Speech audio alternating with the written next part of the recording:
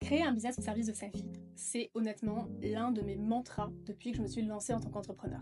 Et dans cette vidéo, je vais te partager pourquoi c'est si important pour moi, pourquoi ça m'a poussée à plaquer ma carrière, défier une maladie chronique et me lancer un peu dans l'inconnu. Et surtout, comment concrètement toi aussi, tu peux créer un business qui soutient ta vie au lieu de l'engloutir. Avant ça, il faut quand même que je te partage une petite anecdote parce que quand même c'est trop gros pour ne pas le partager. Je me suis cassé le pied. C'est-à-dire que ça fait une semaine et demie à peu près que je prépare cette vidéo, que je prévu de la tourner là, maintenant, aujourd'hui. Et il y a 3 jours, je me suis cassé le pied. J'étais dans la rue à Paris et j'ai chuté sur un pavé. La fracture, 4 à 6 semaines de plâtre, voilà. Donc honnêtement, je trouvais ça assez drôle, rétrospectivement, de dire que je prépare une vidéo sur comment mettre son business au service de sa vie, comment harmoniser la vie privée, la vie professionnelle, comment réussir à articuler finalement tous ces domaines de vie, parer les imprévus, maintenir sa santé physique et mentale, etc. Et je me casse le pied. Je veux dire, si j'avais voulu le faire, j'aurais pas pu. C'est un très très bon cas d'usage pour cette vidéo. J'ai un sens excellent du timing. En vrai, mon premier déclic, il est arrivé tôt, j'avais 17 ans. J'avais 17 ans et j'ai commencé à avoir mal au dos. Au début, tu te dis, bon, j'ai juste un peu mal au dos, c'est ok, c'est normal. Et puis finalement, la douleur ne part pas, la douleur empire de pire en pire jusqu'à peine pouvoir marcher, à peine pouvoir tenir debout et être grosso modo sous morphine 100% du temps. Jusqu'au jour où j'ai été diagnostiquée d'une maladie héréditaire, chronique et incurable. Au début, honnêtement, j'ai eu l'impression que ma vie s'arrêtait. C'est-à-dire que t'as 17 ans, on te sort ça, et t'as vraiment l'impression que ta vie t'arrête. T'as l'impression que toutes les portes que tu pensais ouvertes devant toi se ferment les unes après les autres. C'est-à-dire que j'ai été sur pas mal de forums de personnes qui étaient malades et tout ce que je voyais, c'était des renoncements. J'ai renoncé à faire carrière parce que j'arrivais pas à suivre. J'ai arrêté de voyager parce que ça me faisait trop mal. Je garde mon job en CDI, même si mon patron est horrible, parce que au moins j'ai des arrêts maladie. Bref, je voyais beaucoup de gens qui renonçaient et ça m'a fait peur. Je me suis dit, ok, en fait, ma vie est finie. Vraiment, ce genre de diagnostic, à cet âge-là, ça te secoue profondément et de manière irrémédiable. Mais étrangement, ça m'a aussi donné une énorme force. Je me souviens de me dire, ok, cette maladie, tu vas vivre avec, t'as pas le choix. Par contre, t'es pas obligé de la laisser gagner. Et cette situation m'a vraiment fait prendre conscience que rien n'est acquis, que la vie est courte. Et honnêtement, c'est très cliché, mais c'est très vrai et t'en prends complètement conscience quand t'as ce genre de choses qui t'arrivent. Bref, j'ai vraiment compris que j'avais envie de la croquer à pleines dents, tout simplement. Et donc je voulais me prouver que j'étais capable moi aussi d'accomplir de grandes choses, de réussir, d'avoir une carrière, de voyager, de cocher finalement toutes les cases du succès parce que c'était ma manière de reprendre le contrôle sur cette situation qui m'était arrivée et sur laquelle j'avais autrement aucun contrôle. Pendant plusieurs années, j'ai foncé. J'ai fait des études à Sciences Po à Lille, j'ai fait un master en stratégie à l'Université Dauphine, je suis rentrée dans des grosses boîtes de conseil, j'ai développé des expertises, j'ai géré des projets avec plusieurs centaines de milliers voire millions d'euros. J'ai managé des équipes, j'ai voyagé, bref, j'ai coché justement toutes les cases du succès. Et puis quelques années plus tard, j'ai eu un deuxième déclic, plus silencieux, mais honnêtement tout aussi puissant. Je regardais autour de moi et je voyais une majorité de gens qui ne profitaient pas de la vie. Certains de mes boss dans le conseil qui se donnaient à fond, passaient leur vie, leur week-end à bosser, parfois au détriment de leur vie de famille, de leur bien-être personnel. Et là, je me suis vraiment demandé, mais à quoi bon? À quoi bon faire tout ça si au final on passe notre vie à travailler sans en profiter?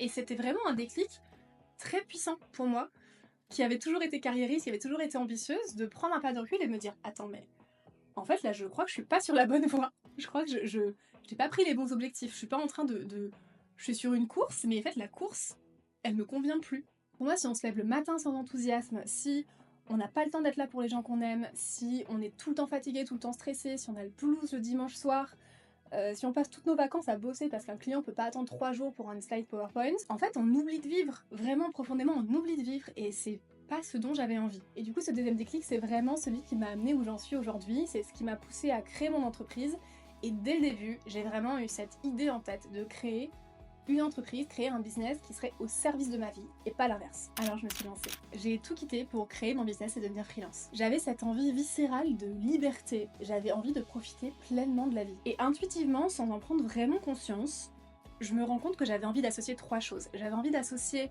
ma passion pour la photo, la direction artistique, la créativité, cette notion créative et artistique. J'avais envie d'associer aussi mes compétences et ma zone de génie, donc la partie stratégie, communication, relations clients, organisation, process. Et enfin, j'avais vraiment envie que mon business serve mon lifestyle. De la joie, de la liberté, des belles rencontres, du temps pour moi et pour mes proches, de la créativité, de l'indépendance financière et la capacité à prendre soin de moi et de ma santé. Et donc finalement, c'est ces 3 piliers-là qui ont façonné mon business depuis le premier jour. Aujourd'hui, je suis photographe, directrice artistique, mentor et formatrice. Je prends soin de moi, je développe mes compétences sur des sujets qui m'intéressent et accessoirement, je gagne suffisamment d'argent pour me faire plaisir sans trop compter, être propriétaire de mon appartement à Paris et voyager très régulièrement, que ce soit pour le perso ou pour le pro. Est-ce que c'est facile? Non, pas du tout. Et je mentirais si je disais que c'était facile, mais par contre, c'est possible. Le problème, c'est que je trouve que quand ils se lancent, beaucoup d'entrepreneurs ont tendance à se recréer leur propre prison et à retomber dans des schémas négatifs qui ne servent pas leur vision et le lifestyle auquel ils aspirent. On voulait la liberté et en fait on se retrouve à travailler 7 jours sur 7. On avait envie de travailler avec des clients plus alignés, avec lesquels on a envie de bosser vraiment profondément et finalement on accepte tous les projets, même ceux qui nous pompent toute notre force vitale parce qu'on a peur de manquer d'argent. On voulait sortir d'un rythme imposé et en fait on ne doit toujours pas prendre de vacances parce qu'on a l'impression que notre business ne peut pas tourner sans nous et va s'écrouler si on part plus de 3 jours. En fait on voulait sortir d'un schéma qui nous use et on recrée exactement les mêmes schémas, sauf que cette fois-ci, on en est l'unique responsable. Et moi je suis persuadée qu'il y a une autre voie possible, c'est-à-dire que je suis convaincue que tu peux avoir un business qui roule sans t'épuiser, sans sacrifier tout ton temps et sans t'oublier en chemin. Et vraiment créer un business au service de sa vie, c'est pas avoir moins d'ambition. C'est juste déplacer l'ambition vers ce qui est vraiment le plus important pour toi. C'est se dire, ok, je veux réussir, mais pas à n'importe quel prix. C'est repenser les règles du jeu. Et ça commence par une chose toute simple, qui est de se demander ce qu'on veut vraiment. Et ensuite de faire les bons choix pour concrétiser justement cette vision et ses envies. À mon sens, créer un business au service de sa vie, ça repose sur plusieurs piliers concrets. Et du coup, je vous propose un petit exercice pour les explorer ensemble. Il y a 7 piliers et pour chacun de ces piliers, je vous conseille de les noter de 1 à 10 selon votre niveau de satisfaction aujourd'hui dans votre business par rapport à ce pilier. Et du coup, à chaque fois, je vous présenterai le pilier, les quelques questions et réflexions qui peuvent vous amener à noter justement votre niveau de satisfaction aujourd'hui et quelques exemples concrets de comment moi je mets en place ce pilier dans mon business aujourd'hui et où j'en suis dans mes réflexions par rapport à ce pilier. C'est parti! Le premier de ces piliers, pour moi, c'est vraiment le temps et le rythme de travail. C'est-à-dire, à quoi ressemblent tes journées ou tes semaines idéales?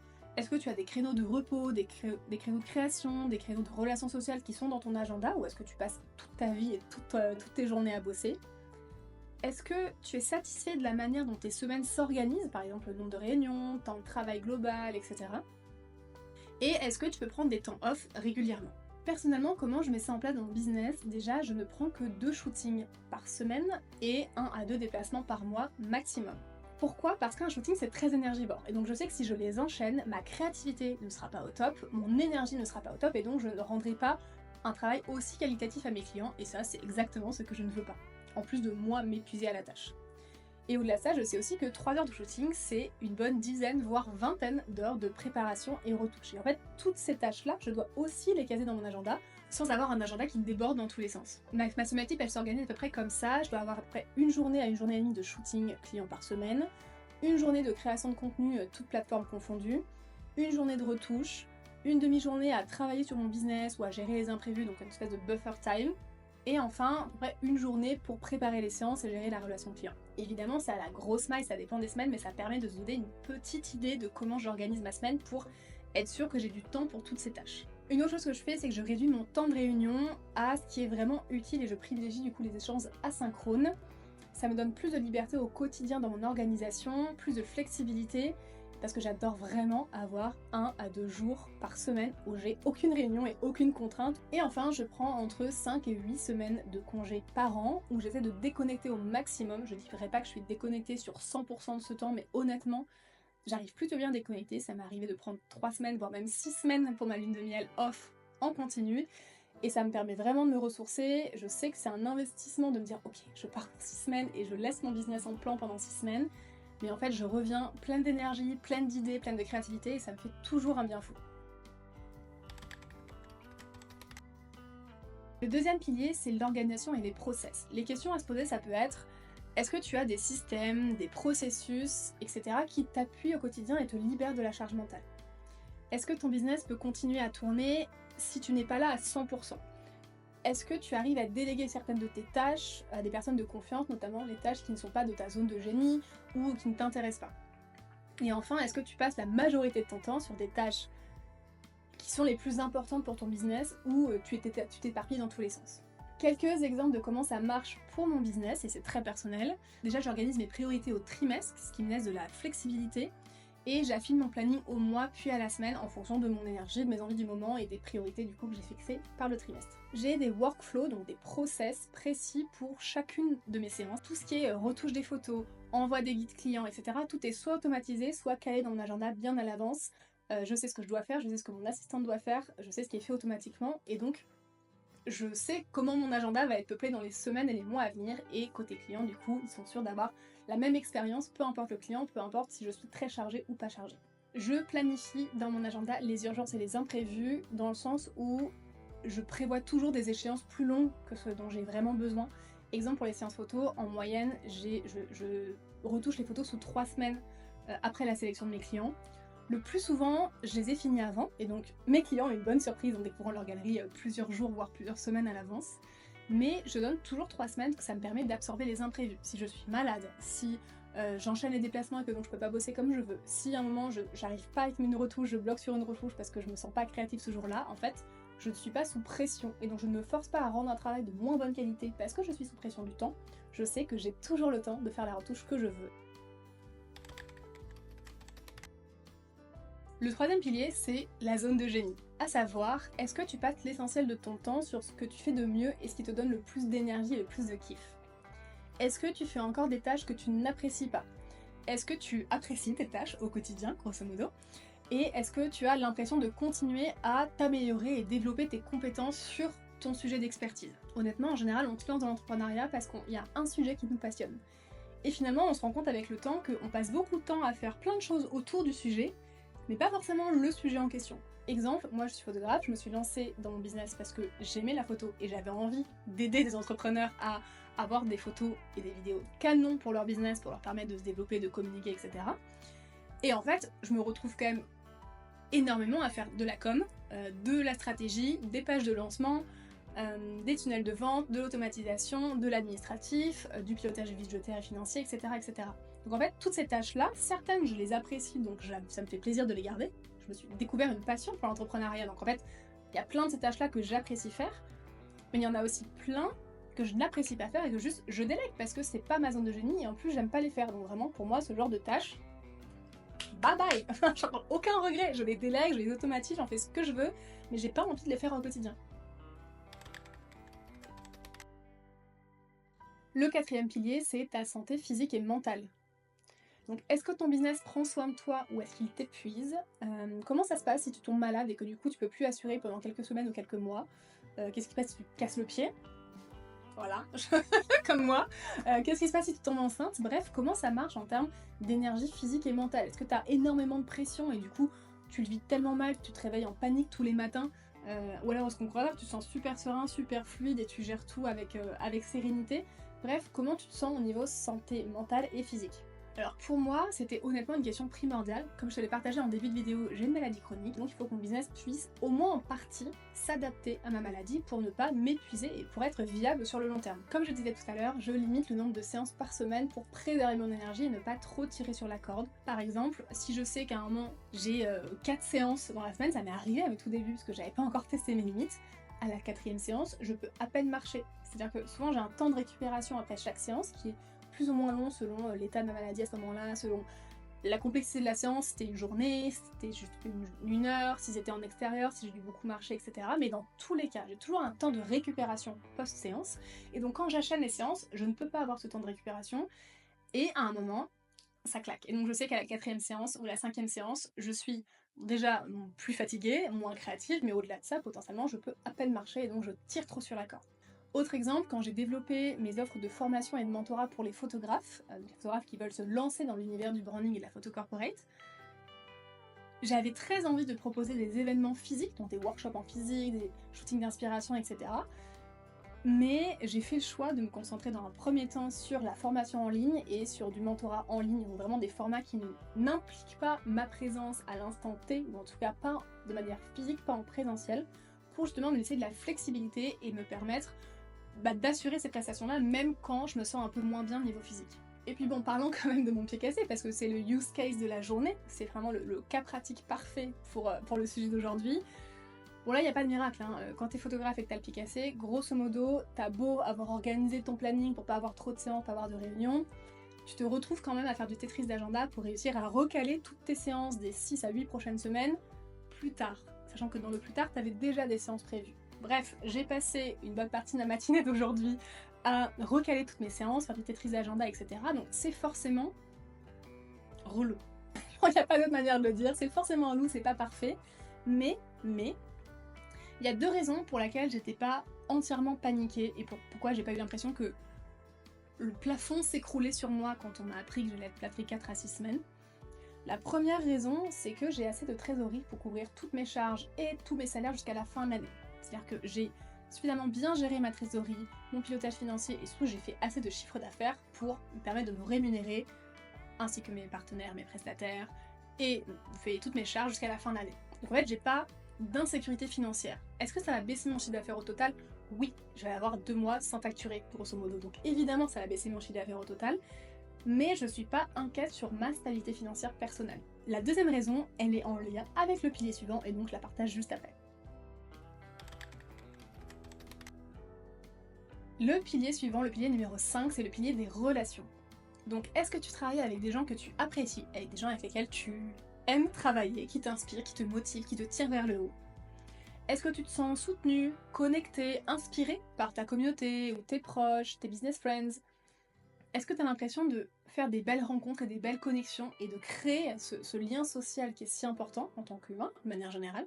Honnêtement, c'était l'une de mes priorités quand je me suis lancée en tant qu'entrepreneur. Je voulais pouvoir choisir mes clients. C'était extrêmement fort suite à des expériences en tant que consultante où je n'ai pas choisi mes clients et j'ai un peu subi mes journées. Donc je savais dès le début en me lançant que je voulais pouvoir choisir mes clients et que c'était quelque chose que je m'autorisais à faire. Et je peux dire que c'est réussi. Je dis régulièrement non à des clients ou à des projets avec lesquels je ne suis pas alignée. Soit parce que je ne me vois pas mettre en valeur ce projet parce que ça correspond pas à mes valeurs, exemple de la fast fashion par exemple, que j'ai pas du tout envie de mettre en valeur, ou parce que je n'ai pas de feeling avec la personne, voire même que je pressens des énormes red flags. En fait, j'ai envie d'apprécier mes clients. Être leur photographe, c'est vraiment rentrer dans leur univers, c'est les comprendre, c'est avoir envie de les mettre en valeur, de devenir en fait leur pop-home girl tout au long de leur aventure, bien au-delà de la séance photo. Et ça, je ne peux pas le faire si je ne les respecte pas et si je ne les apprécie pas. En tout cas, c'est ma manière de voir les choses. Je mets tout mon cœur dans mes photos, dans mes accompagnements, dans mes prestations, et donc j'ai besoin de travailler avec des gens avec lesquels je me sens bien et avec lesquels j'ai plaisir à travailler, tout simplement. Et choisir mes clients, c'est aussi pouvoir travailler avec des personnes empathiques et adorables, tout simplement. Typiquement, quand ce matin, j'ai dû prévenir tous mes clients que leur séance photo allait être décalée de 6 à 8 semaines, grand minimum, ils ont tous, mais c'est-à-dire tous sans aucune exception, été adorable et extrêmement compréhensif. La première réaction c'était oh là là, prends soin de toi, non mais la séance t'inquiète, on va trouver une solution, aucun problème, on décale, remets-toi sur pied. Oui, alors évidemment j'ai beaucoup de blagues avec les pieds, mais ça c'est du coup ils m'ont beaucoup fait rire. Bref, je me suis sentie extrêmement soutenue et ça m'a enlevé une énorme charge mentale et énormément de stress. Et le truc c'est que avant même de leur annoncer, je savais qu'ils allaient réagir comme ça. C'est-à-dire que vendredi, j'ai une copine entrepreneur qui m'a demandé mais ok, comment tu penses que ça va se passer avec tes clients? Est-ce que ça va le faire? Est-ce que tu vas perdre des contrats? Est-ce qu'ils vont aller voir d'autres photographes? Et en fait j'étais pas si stressée que ça parce que je sais que je bosse avec des gens géniaux. Honnêtement, je sais que je bosse avec des clients qui sont ultra empathiques, avec qui on a une vraie connexion, avec qui on crée des belles choses.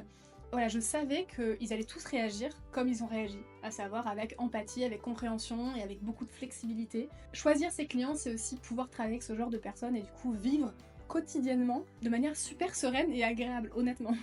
En vrai, le seul truc que moi, personnellement, j'ai envie d'améliorer sur ce pilier des relations, c'est de prendre plus de temps pour sortir de ma grotte et aller rencontrer d'autres entrepreneurs, d'autres créateurs de contenu, d'autres personnes de manière générale.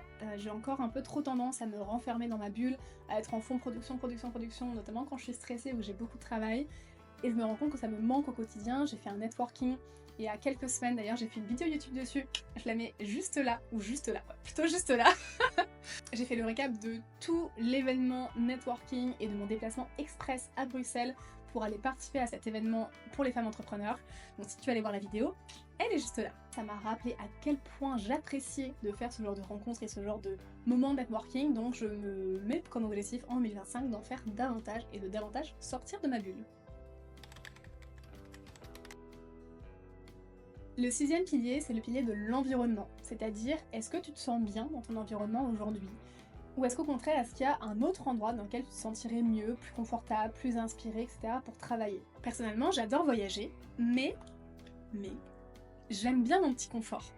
C'est-à-dire que j'aime bien voyager, mais dans des environnements qui sont cosy, qui sont confortables, avec une bonne wifi, avec une jolie décoration, avec un service client, une expérience client qui soit positive. Et j'aime bien aussi être dans ma bulle et dans mon cocon et avoir ma petite routine et mon petit confort. Du coup, j'ai fait en sorte de mélanger le meilleur des deux mondes, à savoir j'ai un bureau très bien équipé à l'appartement, chaises économiques, bureau assis debout, grand écran, etc. Je m'y sens super bien pour travailler, pour me concentrer, pour vraiment avancer sur des sujets de réflexion ou de production quand j'ai vraiment beaucoup de travail.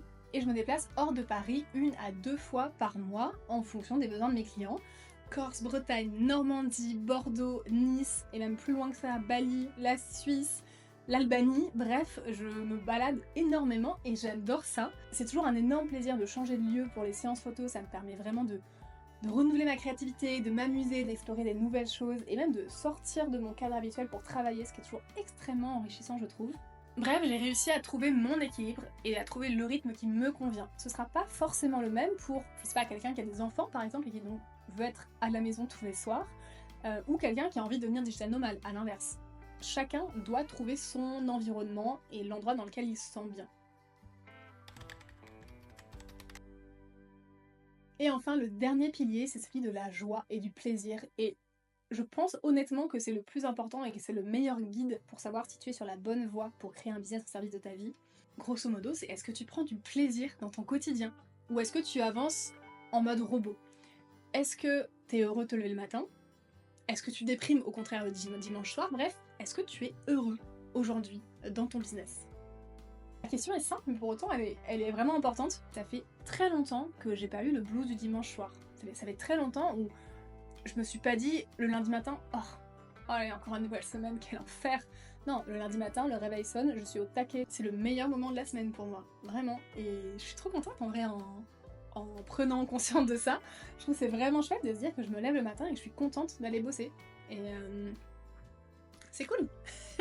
Moi, mon conseil, c'est vraiment de dessiner cette roue et évaluer de 1 à 10 les différents piliers par rapport à ton business aujourd'hui, comment tu te sens dans ton business aujourd'hui sur ces différents piliers. Et honnêtement, ça t'aidera probablement à y voir plus clair. En fait, ça permet vraiment de faire un diagnostic de la situation et d'identifier ce que tu peux ajuster pour atteindre le 10 sur chaque pilier, ce qui est le goal ultime. Parfois, ça te fait carrément prendre conscience que ton business model n'est pas le bon et n'est pas cohérent avec l'envie que tu as et la vie que tu as envie de mener.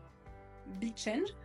Parfois, c'est juste une question de réorganiser 2-3 choses, d'améliorer ton planning, de trouver des bons outils. C'est des petites choses, mais qui peuvent vraiment changer ton quotidien d'entrepreneur. Et dans tous les cas, c'est un temps de diagnostic et d'introspection que je trouve extrêmement utile. Dans mon propre business, j'essaye toujours de revenir à cette boussole. Est-ce que je suis alignée avec la vie que je mène actuellement ? C'est vraiment une question que je me pose régulièrement. Et je dis pas que tout est parfait, loin de là, j'ai déjà exprimé dans les différents piliers les choses que j'avais envie d'améliorer, que j'avais envie de changer, mais disons que je fais des choix en conscience et je sais où je vais, et ça me permet vraiment quand j'ai par exemple une idée de nouveaux produits ou de nouveaux services ou des choix à faire par rapport à des partenariats, de prendre des choix en conscience en fonction de la vision que j'ai pour ma vie, de pas me lancer dans des traquenards qui ne serviraient pas cette vision.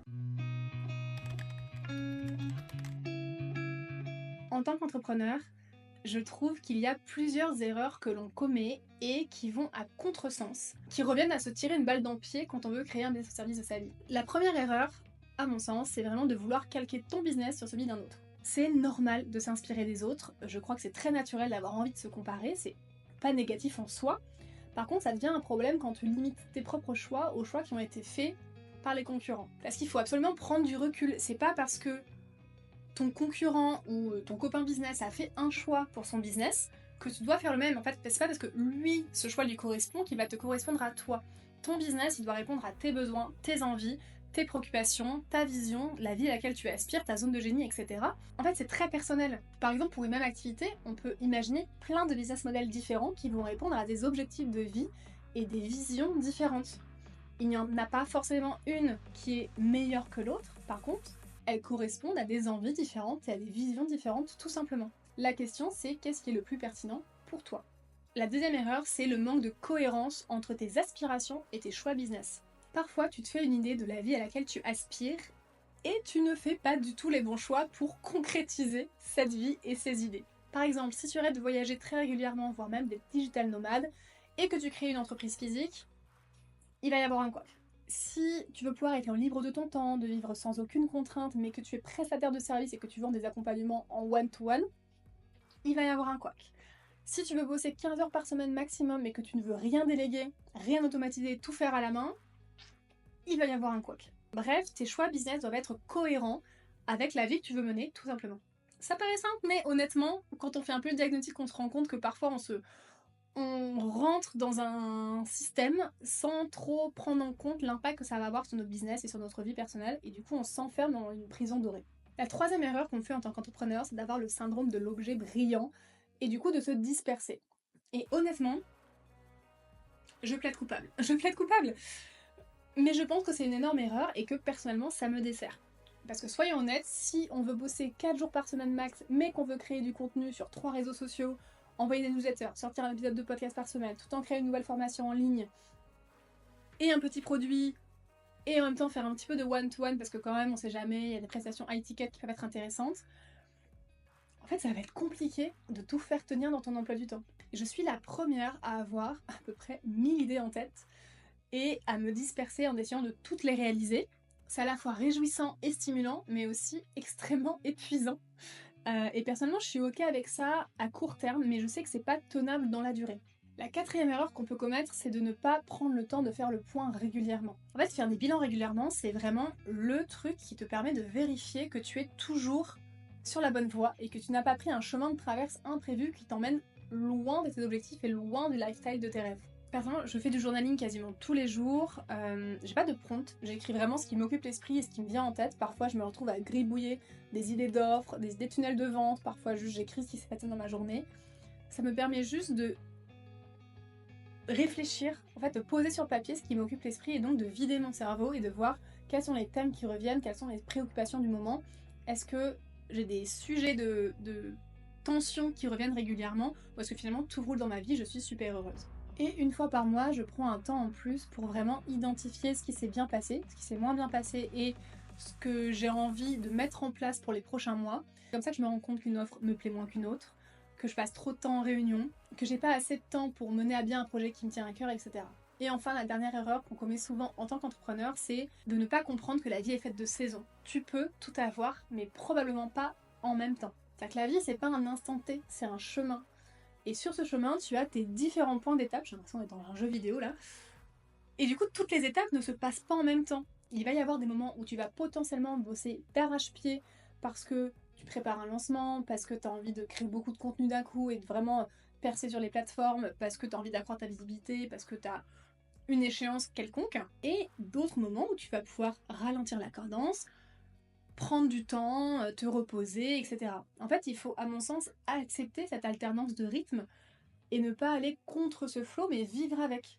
En fait, les creux nous permettent de bien gérer quand on est au top niveau et que du coup on doit énormément produire et être à fond. En fait, si on n'a pas ces creux-là, on peut pas être tout le temps à fond. C'est juste impossible en tant qu'humain. On n'est pas câblé comme ça. Ce que je voulais vraiment dire aujourd'hui, c'est que c'est possible.